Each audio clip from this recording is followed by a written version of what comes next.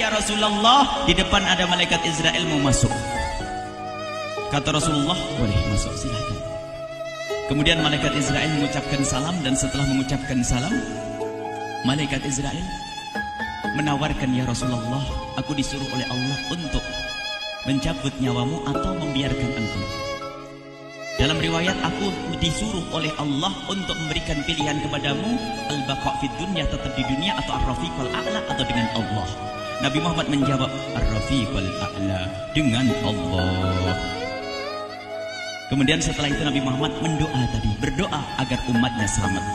Setelah ada jaminan umatnya selamat, malaikat Israel, sudahlah, cabut nyawaku kalau memang sudah waktuku. Mulailah Nabi Muhammad dicabut nyawa beliau oleh malaikat Israel. Dan di saat Nabi Muhammad mulai dicabut nyawa beliau oleh malaikat Israel, Nabi Muhammad mengatakan, mahadha, apa ini wahai Israel?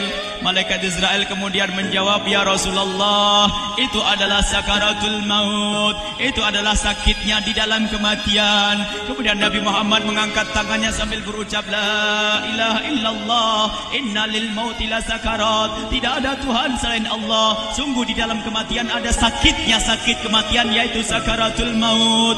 Kemudian Nabi Muhammad memohon, ya Allah, Allahumma khaffif alayya sakaratul maut, ya Allah, ringankan sakaratul mautku ini, ya Allah. Dijawab oleh malaikat Israel, ya Rasulullah, itu sudah aku ringankan 70 kali. Nabi Muhammad menoleh, apa malaikat Israel?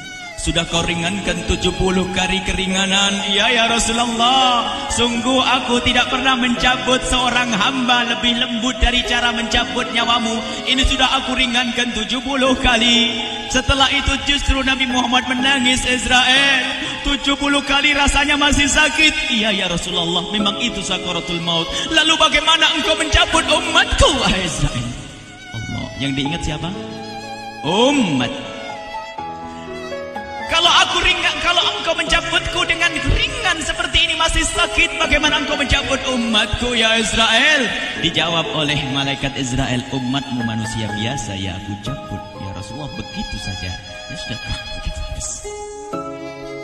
Nabi Muhammad menangis. Tiba-tiba Nabi Muhammad mengangkat tangan dan memohon kepada Allah, Allah, Allah, inna lil mauti la sakarat, la ilaha illallah, inna lil mauti la sakarat, sungguh di dalam kematian ada sakaratul maut. Allahumma khaffif ala ummati sakarat maut, ya Allah, ringankan dari umatku sakaratul maut, wa thaqqil alayya, dan bebankan kepadaku. Sampai tidak sadar doanya Nabi Muhammad seperti itu. Thaqqil alayya itu doa cinta. Seorang ibu yang pernah punya anak, tuh lihat kalau doa Rasulullah ini masih diragukan. Bagaimana Rasulullah bisa doa begitu? Itu bahasa cinta yang tidak bisa diterjemahkan dengan oleh akal. Seorang ibu kadang-kadang, ibu yang di belakang, ibu mau dikasih sakit oleh Allah? Mau, Bu? Ibu jauh sekali. Ibu mau dikasih sakit? Jawabnya tidak mau. Tapi suatu ketika seorang ibu melihat anaknya sakit, ngomong, sudahlah nak, jangan kamu yang sakit, biar ibu yang sakit. Ada atau tidak? Kenapa ngomong begitu? Itu bahasa cinta itu. Tidak rela kalau anak ini sakit, biar aku saja yang sakit. Itu yang dirasakan Rasulullah. Sakaratul maut begitu sakitnya, membayangkan betapa sakitnya umat Nabi Muhammad di saat dicabut nyawa beliau. Maka Rasulullah mengatakan, ya Allah, ringankan sakaratul maut dari umatku, bebankan kepadaku saja, ya Allah. Wala sawfa yu'tika fatarda. Permintaan Nabi Muhammad tidak ditolak oleh Allah, dikabul dan dikabul, wahai Muhammad. Sallu ala Nabi Muhammad. Dan benar, sakaratul maut kita ditahan oleh Rasulullah, ditanggung oleh Rasulullah, sehingga digambarkan oleh Imam Bukhari di saat Nabi Muhammad dicabut nyawa beliau. Siti Aisyah yang ada di situ, Rasulullah berada di pangkuan Siti Aisyah, yang saat itu Siti Aisyah melihat keringat dingin keluar dari kening Rasulullah. Siti Aisyah tidak pernah melihat keringat keluar seperti itu. Bahkan di saat dipegang kepala Rasulullah, panasnya melebihi dari panasnya orang biasa. Setiap kali ada kain dicelupkan di air, ditempelkan di kening Rasulullah langsung mengering. Saat itu Nabi Muhammad mengucapkan kalimat la ilaha illallah innal lil mauti la sakarat. Kemudian Nabi Muhammad berpesan dengan banyak pesan, dan di antara pesan Rasulullah adalah akri minni ala ummati salam, akri minni salam ala ummati wa ala man ittaba'ani wa ala man tabi'ani min ila yaumil qiyamati. Aku titip salam kepada umatku dan orang yang mengikutiku sampai hari kiamat. Sadari salam Rasulullah. Sebelum meninggal masih ingat titip salam. Salam kepada siapa? Bukan salam kepada siapa-siapa, tapi salam kepada kita. Maka mari kita mengucapkan salam kepada Rasulullah, karena Rasulullah sudah salam duluan kepada kita. Mari kita sejenak bersalam kepada Rasulullah dan hadirkan Rasulullah ada di mata kita dan di hati kita. Mari kita bersama-sama mengucapkan salam. Assalamualaikum ya Rasulullah. Assalamualaikum ya Rasulullah. Assalamualaikum ya Habiballah.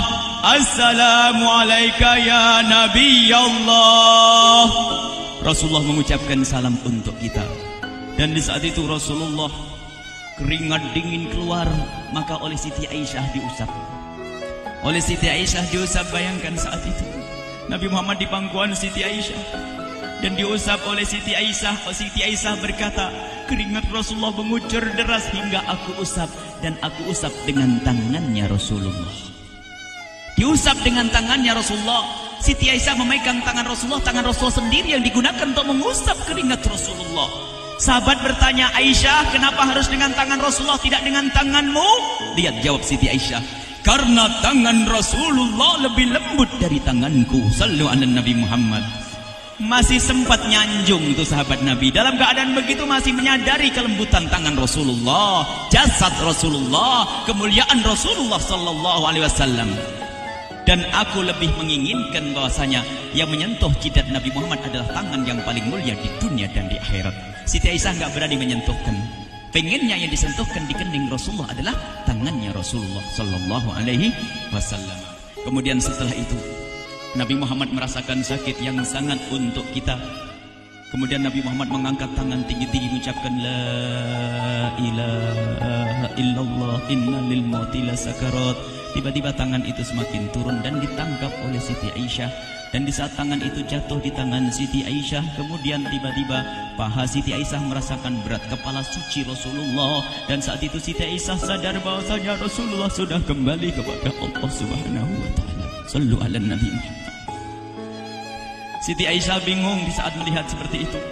Ditaruh pelan-pelan wajah Rasulullah. Sambil menangis lalu berkata, Rasulullah sudah meninggal. Para sahabat Nabi pada bingung. Sayyidina Ali tiba-tiba terduduk, nggak bisa berdiri. Sayyidina Utsman nggak bisa ngomong. Ada orang Sayyidina Zaid berkata, aku baru melihat Rasulullah. Setelah ini aku tidak mau melihat lagi selain Rasulullah. Ya Allah, butakan mataku. Aku tidak ingin aku kotori mataku dengan selain Rasulullah. Dan dibutakan oleh Allah.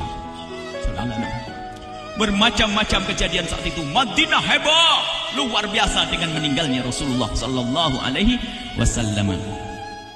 Dan sungguh meninggalnya Nabi Muhammad adalah menghidupkan hati yang mati kalau orang faham. Tiba-tiba Sayyidina Abu Bakar datang. Setelah Sayyidina Umar mengatakan, siapa yang mengatakan Muhammad meninggal akan aku penggal lehernya. Jangan seperti orang-orang Nabi Muhammad sekarang lagi pergi seperti waktu Musa pergi kepada Tuhannya, kepada Allah, nanti akan kembali kepada kita. Muhammad belum meninggal.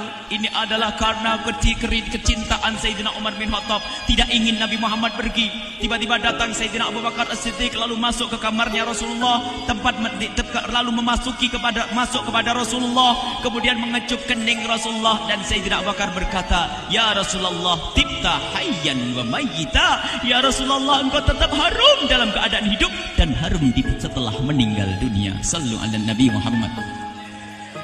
Hingga sampai setelah hari besoknya meninggal Rasulullah, Senin sore, Selasa malam, Rabu dikubur Rasulullah sallallahu alaihi wasallam. Setelah dikubur, Sayyidat Fatimah bertanya kepada Sayyidina Abdullah ibn Abbas, Sayyidina Anas, wahai Anas, hai Anas, sambil menangis Sayyidat Fatimah Zahra, hai Anas, bagaimana engkau tega? Atabat anfusukum antahtu ra'sa Rasulillah. Apakah engkau rela menaburkan debu di atas kepala Rasulullah? Sayyidina Anas menangis kaget, ya wahai binta Rasulullah, kalau kami tidak dilupakan oleh Allah, niscaya tidak ada yang bisa mengubur Rasulullah. Jadi saat itu dilupakan oleh Allah, sehingga mereka tidak menyadari melakukan itu semua. Kalau mereka sadar, tidak akan bisa mengubur Rasulullah sallallahu alaihi wasallam. Ini yang diungkapkan oleh Sayyidina Anas, kalau seandainya kami tidak dilupakan oleh Allah, niscaya kami tidak akan mampu mengubur Rasulullah sallallahu alaihi wasallam. Kami yang hadir di sini, ya Allah, ingin senantiasa hadir di hati kami kekasih-Mu Nabi Muhammad. Maka kami mohon, ya Allah, jadikan kekasih-Mu Nabi Muhammad yang akan, ya Allah, yang akan mendampingi kami kelak saat Kau cabut nyawa kami, seperti yang Kau wahyukan kepada kekasih-Mu Nabi Muhammad. Wa absyiru bil jannati, semua hamba yang beriman akan menyaksikan surga, ya di saat dicabut nyawa mereka. Dan surga, di tempat surga itu yang paling mulia adalah Nabi Muhammad. Maka kami mohon, ya Allah, saat Kau cabut nyawa kami, ya Allah, hadirkan Nabi Muhammad di hati kami, ya Allah.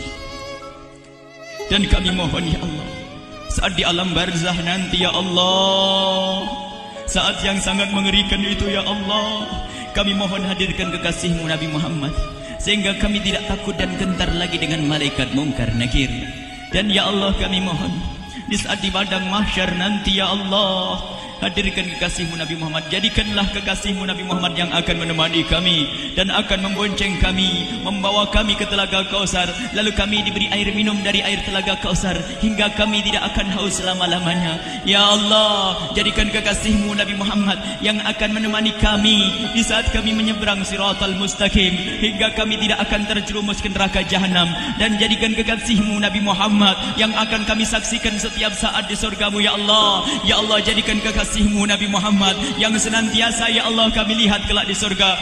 Dan jadikan ucapan kami di akhir hayat kami kelak adalah, ya Allah, adalah kalimat agung dan mulia, La ilaha illallah Muhammadur Rasulullah. La ilaha illallah Muhammadur Rasulullah. La